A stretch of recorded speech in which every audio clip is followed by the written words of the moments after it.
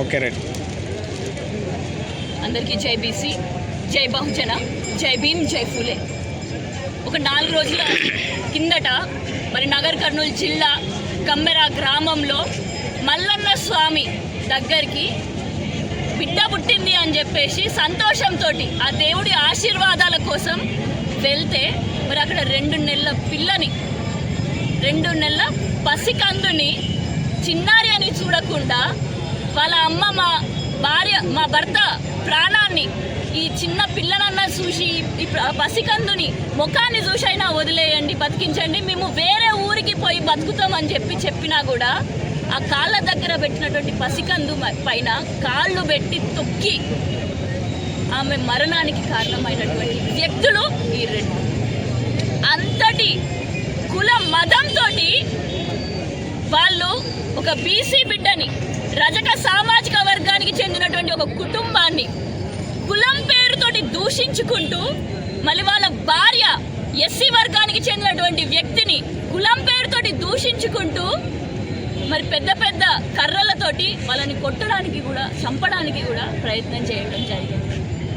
అసలు ఈ 2 నెలల పాపం మరణించే అంత వరకు కూడా కనీసం పోలీసులు వీళ్ళది ఒక కేసు ఉన్నది అని చెప్పి రికగ్నైజ్ కూడా చెయ్యలేదు అని అంటే ఎంతటి దౌర్భాగ్యమైన స్థితిలో ఉన్నామో ఆలోచించండి. నేడు పోలీసులు అందరూ కూడా అదే విధంగా అధికార పార్టీకి చెందినటువంటి అగ్రవర్ణాలకు చెందినటువంటి రెడ్లు కూడా వాళ్ళ చేతుల్లోకి చట్టాన్ని తీసుకొని ఉంటున్నారు. మరి అది ఎన్ని రోజులని అనుకుంటున్నారు? మొన్న ఇటీవల నల్గొండ జిల్లాలో కూడా ఒక బీసీ బిడ్డ సర్పంచ్కి నామినేషన్ వేయడానికి పోతే ఆయన నోట్లో మూత్రం పోసింది, మూత్రాన్ని తాగించింది. అయినా కూడా కనీసం చెల్లడం కూడా లేదు ఈ ప్రభుత్వానికి. మరి ఇట్లనే ఇదే విధంగా ఒక ఇన్సిడెంట్ మధ్యప్రదేశ్ రాష్ట్రంలో జరిగితే అక్కడ ఒక బీజేపీ వ్యక్తి ఒక ఎస్టీ బిడ్డ పైన మూత్రం పోస్తే మరుసటి రోజే అక్కడ ఉన్నటువంటి ముఖ్యమంత్రి ఆయనని పిలుచుకొని ఆయన కాళ్ళు కడిగి ఏం చూపించడానికి? కులాన్ని నిర్మూలిస్తామని చెప్పి చూపించడానికి. మరి మన రాష్ట్రంలో ఉన్నటువంటి ముఖ్యమంత్రి సమాజానికి ఏమని చెప్తామని అనుకుంటున్నారు? ఇన్ని రోజులు అవుతుంది, కనీసం ఒక ఎఫ్ఐఆర్ కూడా ఇప్పటి వరకు దుండగుల పైన పెట్టలేదు అని అంటే ఎంతటి దౌర్భాగ్యం.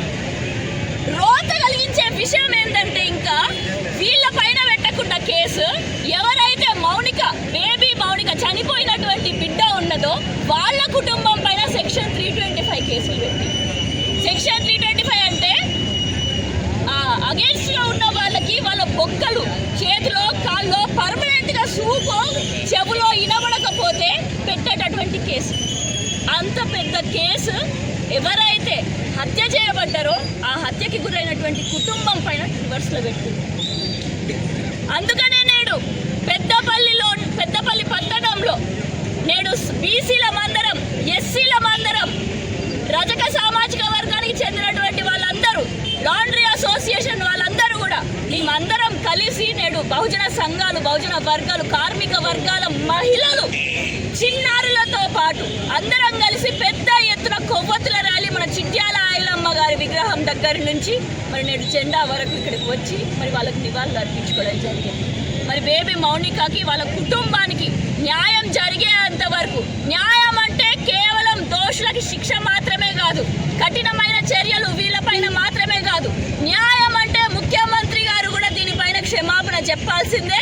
అదేవిధంగా పోలీసులు ఎవరైతే ఇప్పటి వరకు కూడా కేసు పెట్టకుండా ఫాల్తుగా టైం పాస్ చేసిందో, అదేవిధంగా బేబీ మౌనిక కుటుంబం అక్కడికి పోయినప్పుడు వాళ్ళని హేళన చేసిందో ఆ అధికారుల పైన కూడా వాళ్ళ పైన కూడా కఠిన చర్యలు తీసుకున్నప్పుడు మాత్రమే మౌనిక కుటుంబానికి న్యాయం జరుగుతుంది అని తెలియజేసుకుంటూ, మరి వీరందరి పక్షాన బీసీ జేఏసీ పక్షాన పెద్దపల్లి జిల్లా నుండి మేమందరం కూడా డిమాండ్ చేస్తున్నాం, బేబీ మౌనిక కుటుంబానికి మాత్రం న్యాయం జరిగేంత వరకు